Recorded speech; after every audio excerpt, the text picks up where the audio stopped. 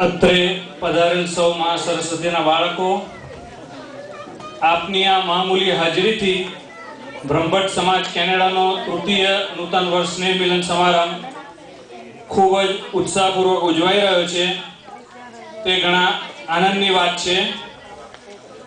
આપણે સૌ વતન ભારતથી કેનેડાની આ યાત્રા શરૂ કરીએ છીએ ત્યારે આપણે દરેકને પોતપોતાનો એક ખાલી આકાશ લઈને અહીં આવીએ છીએ અને તે ખાલી આકાશ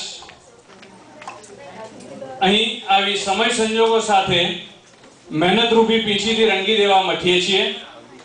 દરેક કુટુંબને વ્યક્તિને પોતપોતાના સ્વપ્નો હોય છે અને તેને સપ્તરંગી મેઘધનુષ્યથી ભરી દેવાની સૌ કોશિશ કરતા રહીએ છીએ। આ આકાશ સદાય આપ સૌ માટે રંગરંગીલું રહે તેવી આ નૂતન વર્ષ નિમિત્તે મા સરસ્વતીને પ્રાર્થના કરું છું। આવું જ એક મારું, તમારું અને આપણા સૌનું સહિયારું સ્વપ્ન આકાશ જે આજે હકીકત રૂપે આપણી સમક્ષ છે તે બ્રહ્મભટ્ટ સમાજ કેનેડા અને તેનું આ 5મું ફંક્શન। અગાઉ એક પ્રવચનમાં કહેલું કે આ સંસ્થા રૂપી ઘરેણું સદાય ઝળહળતું રહે તે જોવાની આપણા સૌની ફરજ છે। તે માટે આપ સૌ તન મન ધનથી તેની સેવા કરશો, તેને કોઈ જાતની ઝાંખપ ન લાગે તે માટે આપના સાથ સહકાર, સેવા અને સમર્પણની જરૂર છે। તો તે માટે સદાય તત્પર રહો એવી સૌને વિનંતી। દિવાળીના દિવસો છે એટલે દીપનું મહાત્મ્ય સમજાવતી કવિવર રવિન્દ્રનાથ ટાગોરની કવિતાની ચંદ પંક્તિઓ કે જે આપણા સૌ માટે એક પ્રેરણાનો સ્ત્રોત બની રહી છે તે આપની સમક્ષ રજૂ કરું છું। અસ્ત થતો રવિ પૂછતો અવનીને, અસ્ત થતો રવિ પૂછતો અવનીને, સારસે કોણ કર્તવ્ય મારા।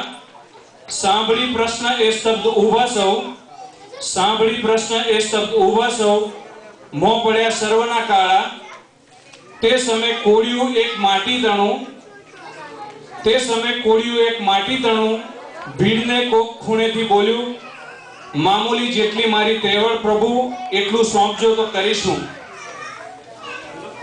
કવિતાના આ શબ્દોને ચરિતાર્થ કરવા અહીં બેઠેલા આપ સૌ દીવડાઓ સાચી નિષ્ઠાથી પ્રયત્ન કરશો તો બ્રહ્મભટ્ટ સમાજ કેનેડાનું આ આકાશ આપ સૌના સહકારથી ઝળહળી ઉઠશે એ નિસંદેહ વાત છે।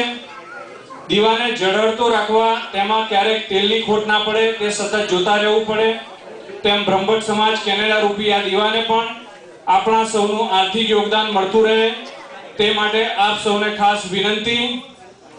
અંતમાં પ્રસંગને અનુરૂપ ફ્રેન્કલિન ડી રૂઝવેલ્ટ કે જે યુએસએના 32nd પ્રેસિડેન્ટ હતા એનું એક કોટ છે, યંગસ્ટર્સને અને આપણને બધાને ઇન્સ્પાયરેશન આપે એવું છે એટલે એ કહીને હું વિરમીશ।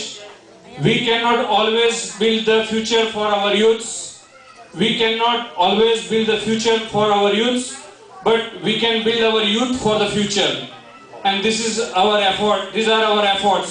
Let us start to build our youth, let us start to build Brahmभट्ट Samaj Canada in stronger position, stronger Brahmभट्ट Samaj Canada, stronger society, stronger community, stronger Canada and stronger image of India here in Canada। Thanks।